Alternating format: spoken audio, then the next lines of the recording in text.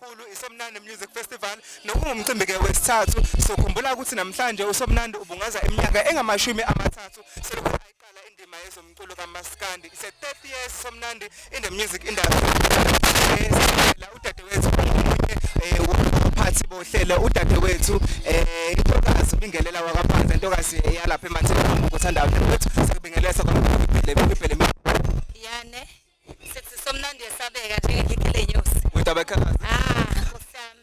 lalela uSomnandi usebenzile igama lami ngubingelela ukuba khona kwami la namhlanje kuyangijabulisa kakhulu ngoba kungeminye imilando yakhe ayenzile eMzansi esimele ewubaba esekhulile uThozani Langa kodwa akazange lilahle ithalente lakhe lokho eminjalo endimeni uyasebenza akaphelelwa ngamandla ngabe senze iphutha dadewethu masingakubongeli kakhulu sokhumbula ukuthi nihlabene lapha yana ngeaward sizokhumbula lapha kumaSatma ukuthi nibungazile noma ninqobile lapha kumaSatma kanye nensizwa uKhathida wangobe ohlelweni sigiya ngengoma nabungaza as a traditional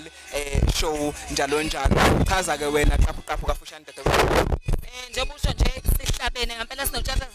sahlabana ngempela ngendondo siyabonga kakhulu amaSatma Awards akulonyaka ngempela sikwazile ukuthi sibuye nawo sakwazi ukumela iningizimu Afrika samela isiteshi uKhozi FM samela abazali bethu samela iZululand as whole ngoba sinotshata siphuma ngandawonye kwaNongoma siyabonga kakhulu kuba bonke abasivotele uKhozi FM luhamba phambili bengizothini ngama NND International kodwa ngoba likhona iqembu ngeke ngisasho kanjalo singuthi nginama NND presenters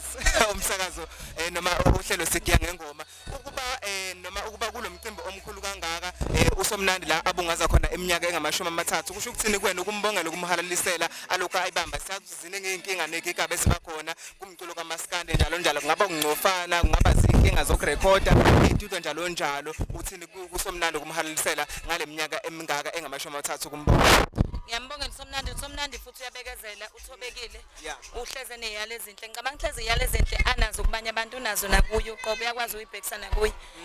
ikona okumgcine ekhona endimeni siyambongela kakhulu akwandele bani kunzima lo mdlalo lo basemculweni kunzima kubiza amandla kubiza ingqondo yonke ephelele kubiza ukuba umnumzane wekhaya owazi ukuhlonipha umndeni wakho ukwazi ukuhlonipha izizwe kuba kanjalo nje kodwa siyambongela kakhulu uSomnandi ngakho konke okwenza namhlanje naneminyaka ewu30 esendimeni yomculo engaphelelwa amandla futhi siyambongela nokuthi ungenele kwingoma ezohlukanisa unyaka akujwayelekile kwi-age yakhe ukuthi kuthiwa ungenela ingoma ehlukanisa unyaka siyambongela nje kakhulu especially kwi-genre kaMaskandi sizokubuza kuleyo kodwa ususheshe wangicacisela kuyona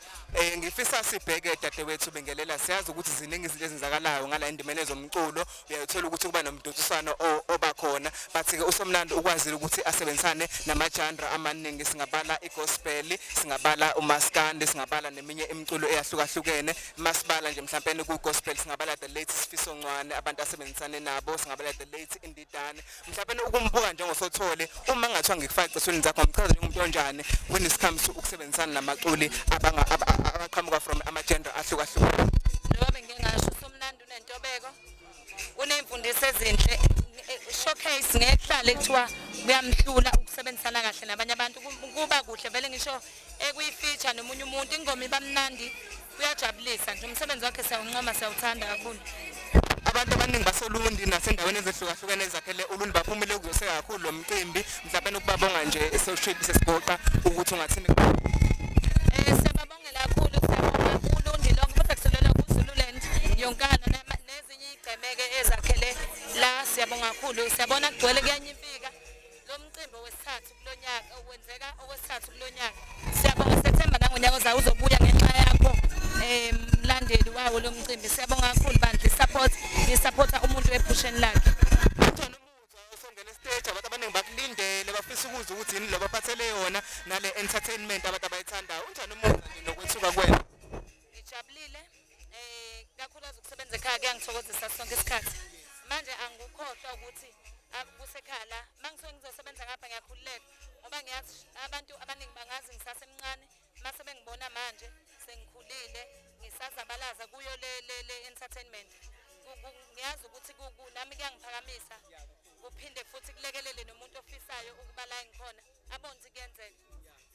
ngithi mina ithuba lokuqala noma umcimbi oqala ngawuthola nge-big night ngakwazi ukuthi ngiqhubeke njalo ngethuba engalinikezwa emcimbini wakho esubungaza kakhulu namanje sibiza nongoma big night owamkhulu kakhulu mhlawumbe ukuvulela abanye abantu amathuba nomuntu osafufusa osafisa ukuthi ngelinye ilanga abe sethubeni ukuthi abe semethela abantu umkhuthaza bingelelo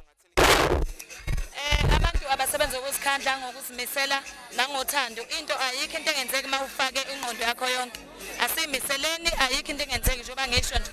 uma ngabe ufisa ukwenza into ufuna abantu baxoxele ngephupho lakho bakwelekelela bazokhona ukwelekelela ungatsheli noma ubani ngezinto ofisa ukuba nazo nofisa ukuzenza bese ngenxa umuntu asikudedela uqhubeke usebenze